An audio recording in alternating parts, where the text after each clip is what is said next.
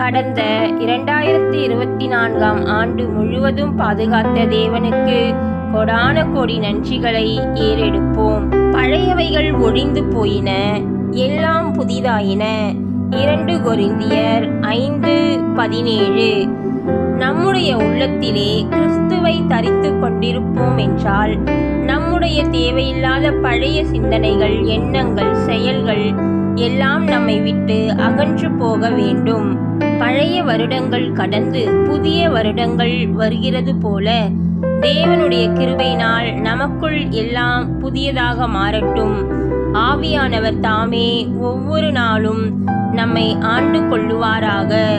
நம் ஒவ்வொருவருக்கும் இந்த வருடத்திலே தேவன் உறுதியான விசுவாசத்தையும் அதிகமான நம்பிக்கையும் அன்பையும் தந்து நம்மை ஆசீர்வதித்து வழிநடத்துவாராக. ஆமேன்.